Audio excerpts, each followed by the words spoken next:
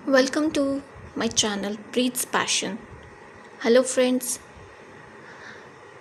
पहले मैंने आपको पिछली वीडियोस में बताया था properties of solid, properties of liquids, अब थर्ड प्रॉपर्टीज़ ऑफ गैसेस। ठीक है, तो जो मैटर है उसकी थर्ड स्टेट की हम बात करेंगे। ठीक है, उसकी जो हमने थर्ड स्टेट पढ़ी थी यानी कि गैसेस, गैसेस की क्या क्या प्रॉपर्टीज़ होती हैं। ठीक है, तो फर्स्ट हम रीड करते हैं। Gases neither have definite shape nor a definite volume. ठीक है, तो गैस को तो हम देख ही नहीं सकते हैं वैसे, बट फिर भी गैस को अगर हम देखें तो कोई कभी भी हमें गैस तो वैसे दिखती नहीं है, लेकिन गैस की कोई ना ही शेप होती है और ना ही वॉल्यूम होती है। क्यों?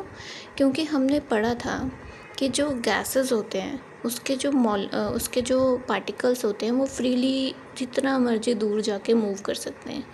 उनकी फोर्स ऑफ अट्रैक्शन इतनी ज़्यादा वीक होती है, इतनी बिल्कुल कमज़ोर होती है। ठीक है, बिल्कुल कमज़ोर, इतनी कमज़ोर होती है कि उसके जो पार्टिकल्स होते हैं बहुत दूर दूर जा सकते हैं एक दूसरे से। ठीक है, तो जो पार्टिकल्स एक दूसरे को खींच के रखते हैं, खुद के नज़दीक रखते हैं, ठीक है, उसे हम बोलते हैं फोर्स ऑफ अट्रैक्शन। ठीक है, वो एक ऐसी फोर्स होती है जो एक दूसरे को अट्रैक्ट करके रखती है, खींच के रखती है।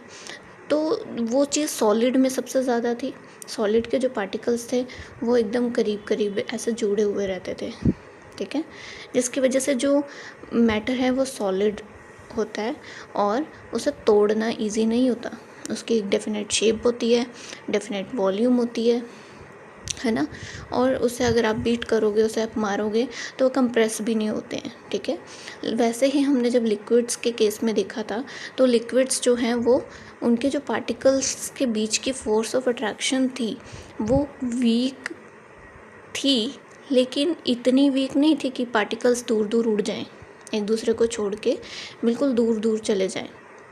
उनकी फोर्स ऑफ अट्रैक्शन वीक इतनी थी कि पार्टिकल्स थोड़ा थोड़ा पास में ही रहेंगे, लेकिन उनके बीच में एक डिस्टेंस रहेगा, एक स्पेस रहेगी, जिसकी वजह से जो मैटर है उसकी स्टेट लिक्विड रहती है। ठीक है, और वो फ्लो करते हैं। वो क्या करते हैं? फ्लो करते हैं। उनकी डेफिनेट शेप नहीं होती है, और ठीक है, वो उससे जिस भी वेसल में डालो वो उसी की शेप ले लेते हैं। हमने ऐसा ही देखा था। तो अब हम बात करते हैं गैसेस की। ठीक है, तो गैसेस के जो पार्टिकल्स हैं इनकी जो फोर्स ऑफ अट्रैक्शन है बिल्कुल ही कमज़ोर है। ठीक है, बहुत ज़्यादा वीक है, जिसकी वजह से उनके पास ना ही कोई शेप है और ना ही कोई वॉल्यूम है। अब हमने ऐसा तो देखा नहीं है कि हमारे आसपास कोई गैस उड़ रही है और उसकी कोई शेप है। हमने ऐसी शेप में तो कोई गैस कभी देखी नहीं है। ठीक है, तो gases do not have a definite shape but acquire the shape of the vessel in which they are kept. ठीक है, अब गैसेस का भी सेम है। जैसे ऐसे कोई परफ्यूम की बॉटल ले लेते हैं। ठीक है, अगर कोई परफ्यूम की बॉटल होती है उसमें जो गैस होती है वो उसकी बॉटल की ही शेप ले लेती है। तो गैसेस का भी सेम है, जिस वेसल में आप डालोगे उसी वेसल की वो क्या करेगी? शेप ले लेगी। Gases do not have a definite volume. ठीक है, उनकी वॉल्यूम भी डेफिनेट नहीं है।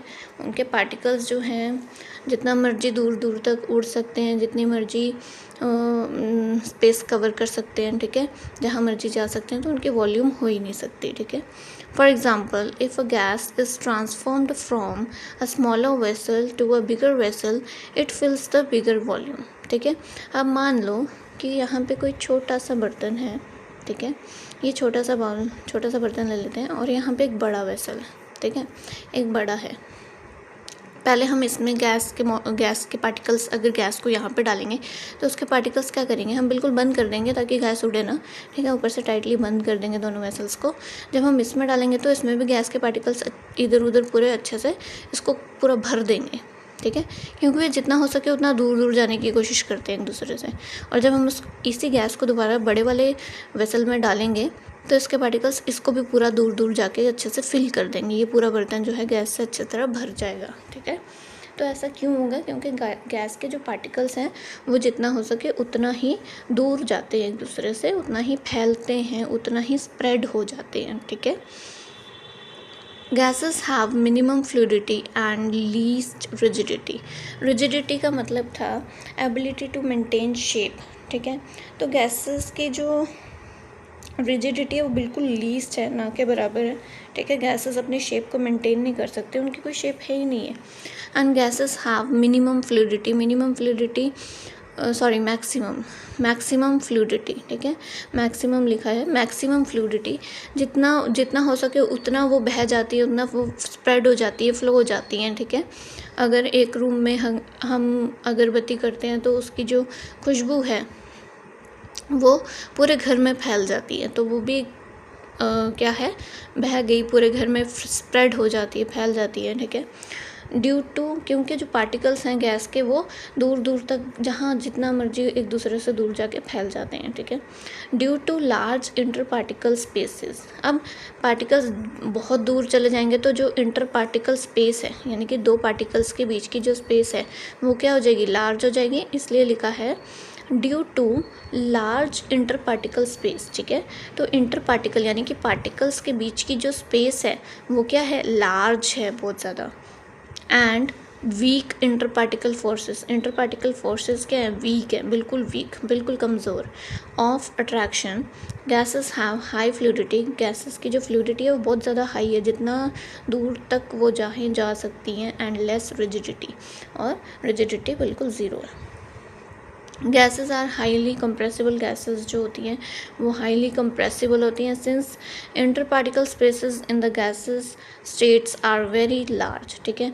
अभी हमने यहाँ पे देख लिया कि जो इंटर पार्टिकल स्पेस होती है गैसेस के बीच में वो बहुत ज़्यादा क्या होती है, बड़ी होती है, बहुत ज़्यादा लार्ज होती है, क्योंकि पार्टिकल्स के बीच की फोर्स ऑफ अट्रैक्शन बहुत कम है, बहुत कमज़ोर है, जिसकी वजह से पार्टिकल्स के बीच में कोई कनेक्शन ही नहीं है, जितना चाहें उतना दूर दूर चले जाते हैं, ठीक है। तो the since inter particle spaces in the gases state are very large, they can be decreased by applying pressure, thus the gas can be easily compressed, ठीक है।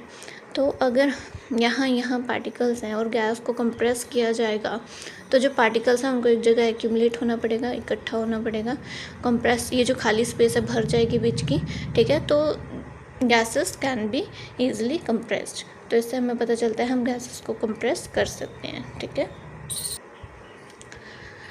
गैसेस एक्सर्ट प्रेशर, ठीक है। गैस जो है वो प्रेशर एक्सर्ट करती है, ठीक है।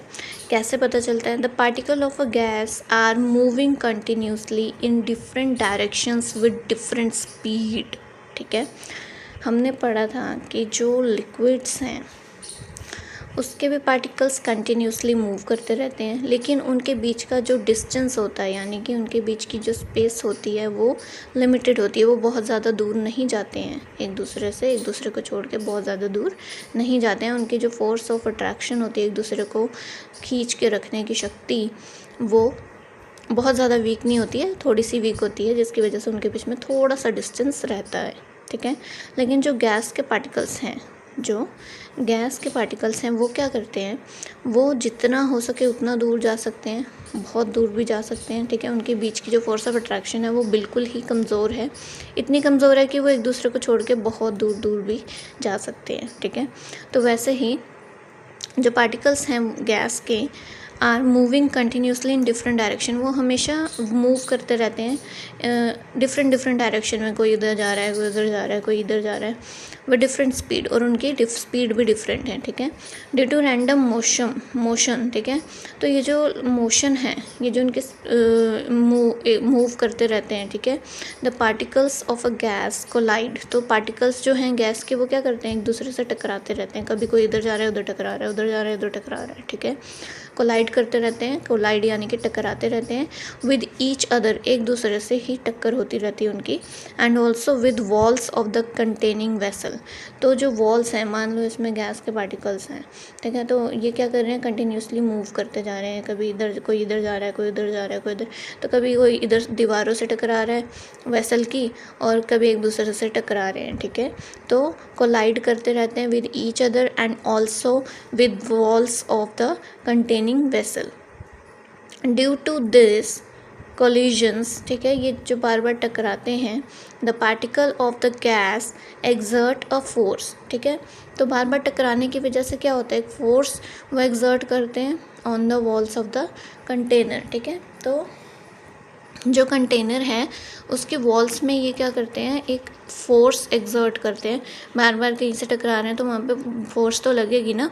This force per unit area exerted by the particles of the gas on the walls of the container is called the pressure of the gas. तो यही इसी को हम क्या बोलते हैं, प्रेशर ऑफ द गैस। तो गैस क्या करती है, प्रेशर एक्सर्ट करती है, फोर्स एक्सर्ट करती है, कैसे, बार बार कोलिजन की वजह से, यानी कि बार बार टकराते हैं उसके पार्टिकल्स जितना हो सके उतना फैलने की कोशिश करते हैं और कंटिन्यूसली मूव करते रहते हैं डिफरेंट स्पीड में, और वो एक दूसरे से टकराते हैं, वॉल से भी टकराते हैं जिसमें वो कैद होते हैं, उसकी दीवार से भी टकराते हैं, और जिसकी वजह से क्या होता है, एक फोर्स, एक प्रेशर बन जाता है जिसको बोलते हैं हम प्रेशर ऑफ गैस। तो आज का टॉपिक इतना ही था। Thank you.